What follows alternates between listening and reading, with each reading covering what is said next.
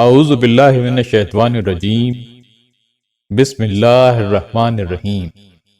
السلام علیکم ورحمۃ اللہ وبرکاتہ۔ حضرت مریم کے والد جناب عمران بنی اسرائیل کے ایک عابد و زاہد انسان تھے۔ تفسیر ابن کثیر کے مطابق ان کا شمار اس زمانے کے جلیل القدر اور معتبر ترین علماء میں ہوتا تھا۔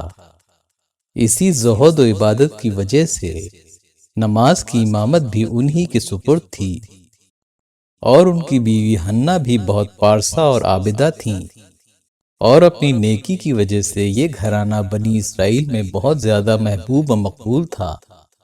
البدایہ والنہایہ کے مطابق تمام علماء انصاف کا اتفاق ہے کہ عمران حضرت سلیمان علیہ السلام کی اولاد میں سے تھے، اور حنہ بنت فاقوس بھی حضرت داؤد علیہ السلام کی نسل سے تھی۔ عمران صاحب اولاد نہیں تھے، اور ان کی بیوی حنہ بہت زیادہ متمنی تھیں کہ ان کے یہاں اولاد ہو۔ وہ اس کے لیے بارگاہ الہی میں دست پر دعا اور قبولیت دعا کے لیے ہر وقت منتظر رہتی تھیں۔ کہتے ہیں کہ ایک دن حنہ مکان کے صحن میں چہل قدمی کر رہی تھیں کہ انہوں نے دیکھا کہ ایک چڑیا اپنے بچوں کو چوغا دے رہی ہے۔ حنہ کے دل پر یہ دیکھ کر سخت چوٹ لگی، اور اولاد کی تمنا نے بہت جوش مارا، اور حالت اضطراب میں بارگاہ الہی میں دعا کے لیے ہاتھ اٹھا دیے اور عرض کی کہ اے پروردگار، اسی طرح مجھ کو بھی اولاد عطا فرما کہ وہ ہماری آنکھوں کا نور اور دل کا سرور بنے۔ دل سے نکلی ہوئی دعا نے قبولیت کا جامہ پہنا، اور حنہ چند روز بعد حاملہ ہو گئیں۔ ان کو اس احساس سے اس درجہ مسرت ہوئی کہ انہوں نے نظر مان لی کہ اللہ تعالیٰ مجھے جو اولاد دے گا اسے بیت المقدس کی خدمت کے لیے اللہ کے نام پر وقف کر دوں گی۔ پھر اللہ تعالیٰ سے دعا کی کہ پروردگار، تو میری اس مخلصانہ نظر کو قبول فرما، تو میری دعا کو سن رہا ہے، اور تو میری نیت کو بھی خوب جانتا ہے۔ بہرحال اللہ تعالیٰ نے عمران کی بیوی حنہ کی دعا کو شرف قبولیت بخشا، اور وہ مسرت و شادمانی کے ساتھ امید برآنے کی خوشی کا انتظار کرنے لگیں۔ فتح الباری کے مطابق حنہ ابھی حاملہ ہی تھیں کہ ان کے شوہر عمران کا انتقال ہو گیا۔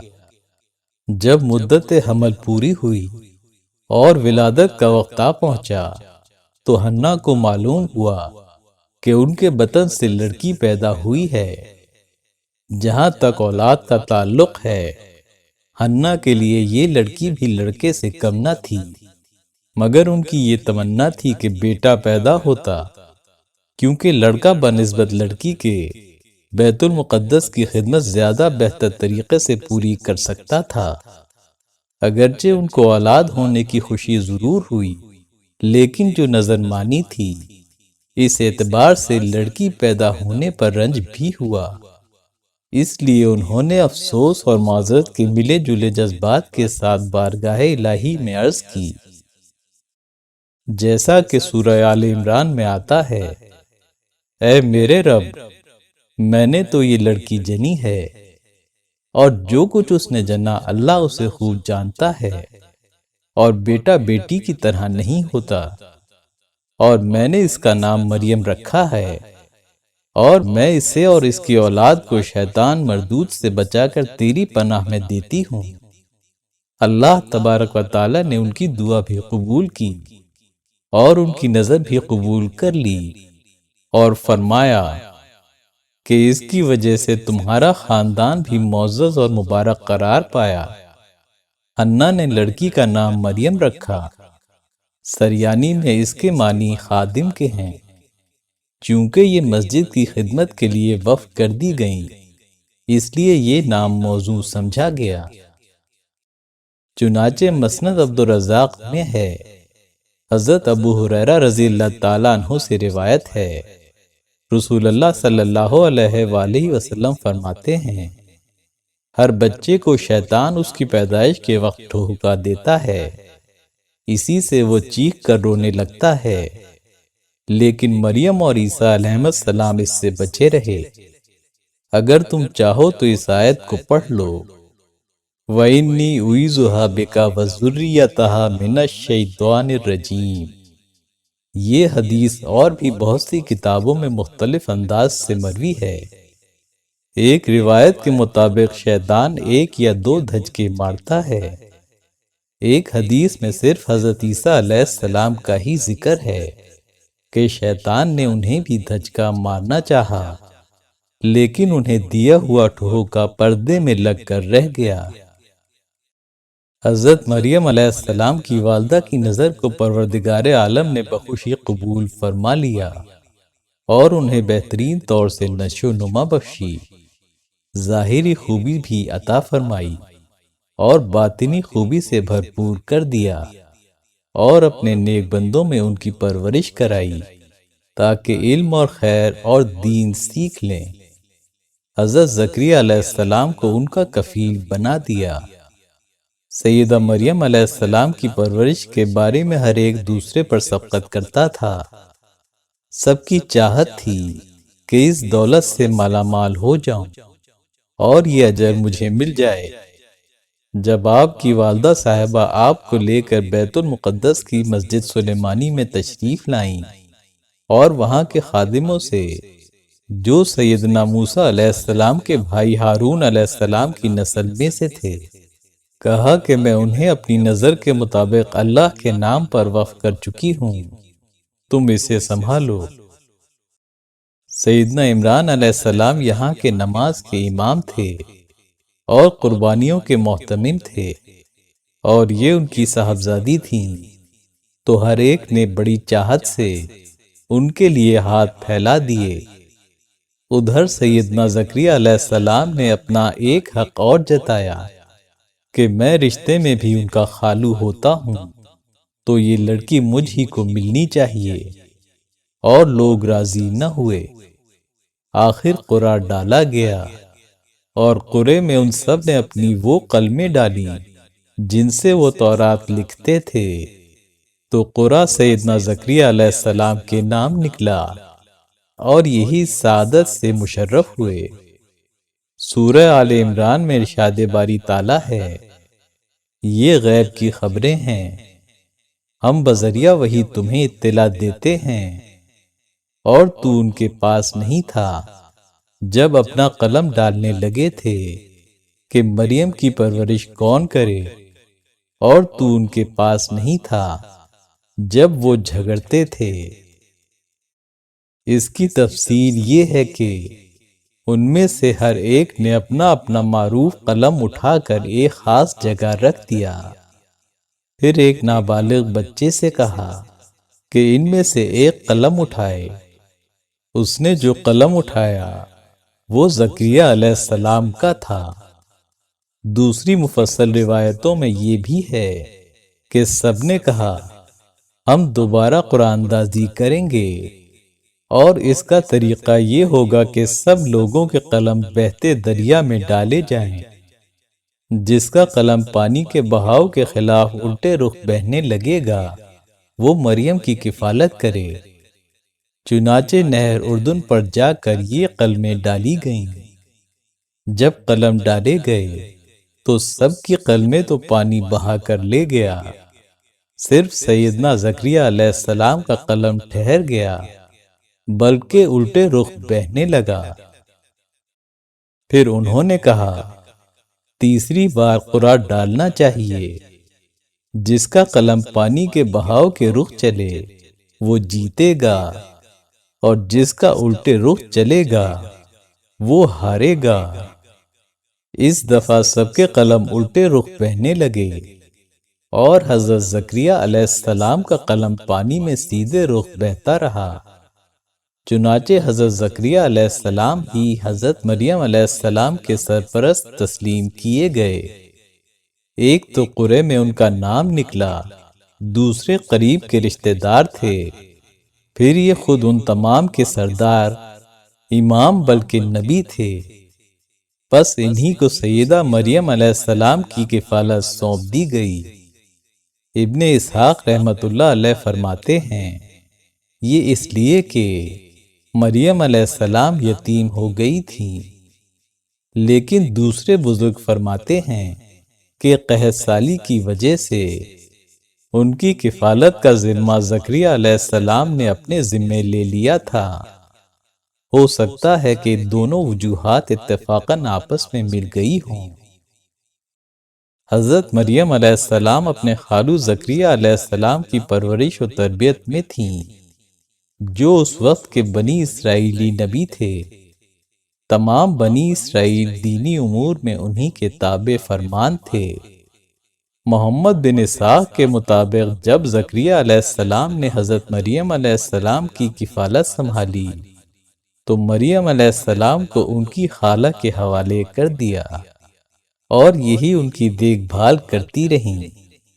جب مریم علیہ السلام بڑی ہو گئیں تو زکریا علیہ السلام نے حضرت مریم علیہ السلام کے صنفی احترامات کا لحاظ رکھتے ہوئے مسجد کے قریب ایک حجرہ ان کے لیے مخصوص کر دیا تاکہ وہ دن میں وہاں رہ کر عبادت الہی سے بہرہ ہوں، اور جب رات آتی تو ان کو اپنے مکان پر ان کی خالہ کے پاس لے جاتے اور وہ وہیں شب بسر کرتی۔ مریم علیہ السلام شب و روز عبادت الہی میں مشغول رہتی اور اپنی باری پر مسجد کی خدمت کے ضروری فرائض بخوبی انجام دیتی تھیں، حتیٰ کہ ان کا زہد و تقوی بنی اسرائیل میں ضرب المثل بن گیا اور ان کی ریاضت و عبادت کی مثالیں دی جانے لگیں، اور ان کی شریفانہ عادات اور عمدہ صفات مشہور ہو گئیں۔ حضرت زکریا علیہ السلام پر مریم علیہ السلام کی بہت سی کرامات ظاہر ہوئیں، خصوصاً یہ کہ جب کبھی آپ علیہ السلام ان کے عبادت خانے میں جاتے، نئے قسم کے بے موسم پھل وہاں موجود پاتے۔ حضرت زکریا علیہ السلام نے ایک دن دریافت کیا کہ مریم، تمہارے پاس یہ رزق کہاں سے آتا ہے؟ حضرت مریم علیہ السلام نے جواب دیا کہ یہ میرے پروردگار کا فضل و کرم ہے، وہ جس کو چاہتا ہے بے گمان رزق پہنچاتا ہے۔ سیدنا زکریا علیہ السلام دیکھتے کہ اللہ تعالیٰ سیدہ مریم علیہ السلام کو بے موسم میوے دیتا ہے، جاڑوں میں گرمیوں کے پھل اور گرمیوں میں جاڑوں کے میوے ان کے پاس رکھے رہتے ہیں۔ سورہ آل عمران میں اس امر کا تذکرہ کچھ اس طرح کیا گیا ہے، پس ان کو ان کے رب نے بوجہ احسن قبول فرما لیا اور عمدہ طور پر ان کی نشو و نما کی، اور زکریا علیہ السلام کو ان کا سرپرست بنایا۔ سو جب کبھی زکریا علیہ السلام ان کے پاس عبادت خانے میں تشریف لاتے تو ان کے پاس کچھ کھانے پینے کی چیزیں پاتے اور یوں فرماتے کہ اے مریم، یہ چیزیں تمہارے واسطے کہاں سے آئیں؟ وہ کہتی کہ اللہ تعالیٰ کے پاس سے آئیں۔ بے شک اللہ تعالیٰ جس کو چاہتے ہیں بے حساب رزق عطا فرماتے ہیں۔ مریم علیہ السلام اسی طرح ایک عرصے تک اپنے پاکیزہ مشاغل کے ساتھ پاک زندگی بسر کرتی رہیں، اور بیت المقدس کے سب سے مقدس مجاور حضرت زکریا علیہ السلام بھی ان کے زہد و تقوی سے بے حد متاثر تھے۔ ابن جریر اور سیدنا مجاہد رحمت اللہ علیہ فرماتے ہیں کہ سیدہ مریم علیہ السلام نماز میں اتنا لمبا قیام کرتی تھیں کہ دونوں ٹخنوں پر ورم آ جاتا تھا۔ امام اوزاعی رحمت اللہ علیہ فرماتے ہیں کہ مریم علیہ السلام اپنے عبادت خانے میں اس قدر بکثرت بخشوع اور لمبی نمازیں پڑھا کرتی تھیں کہ دونوں پیروں میں زرد پانی اتر آتا۔ اللہ تعالیٰ کے حکم سے مریم علیہ السلام کو فرشتوں نے خبر پہنچائی کہ اللہ تعالیٰ نے انہیں ان کی کثرت عبادت، ان کی دنیا کی بے رغبتی، ان کی شرافت اور شیطانی وسواس سے دوری کی وجہ سے اپنا قرب خاص عنایت فرما دیا ہے۔ اور تمام جہان کی عورتوں پر انہیں خاص فضیلت دے رکھی ہے۔ قرآن کریم کی سورت آل عمران میں اس کا تذکرہ کچھ ان الفاظ میں کیا گیا ہے، اور وہ وقت قابل ذکر ہے جبکہ فرشتوں نے کہا کہ اے مریم، بلا شبہ اللہ تعالیٰ نے تم کو منتخب یعنی مقبول فرمایا ہے اور پاک بنایا ہے، اور تمام جہان بھر کی عورتوں کے مقابلے میں منتخب فرمایا ہے۔ اے مریم، اپنے پروردگار کی اطاعت کرتی رہو اور سجدہ کیا کرو اور رکوع کیا کرو ان لوگوں کے ساتھ جو رکوع کرنے والے ہیں۔ ان آیات میں اللہ تعالیٰ نے بیان فرمایا ہے کہ فرشتوں نے مریم علیہ السلام کو خوشخبری دی کہ اللہ تعالیٰ نے انہیں تمام عورتوں میں بلند مقام عطا فرمایا ہے اور انہیں اس شرف کے لیے منتخب فرما لیا ہے کہ ان کے ذریعے سے اللہ تعالیٰ بغیر باپ کے بچہ پیدا کرنے کی قدرت کا اظہار فرمائے گا۔ اس کے علاوہ یہ خوشخبری بھی دی کہ پیدا ہونے والا بچہ انتہائی پاک باز، معزز، بلکہ ایک محترم نبی ہوگا جسے معجزات دیے جائیں گے۔ وہ لوگوں سے اپنے گہوارے میں باتیں کرے گا۔ وہ بچپن میں بھی لوگوں کو توحید کی دعوت دے گا اور ادھیڑ عمر میں بھی۔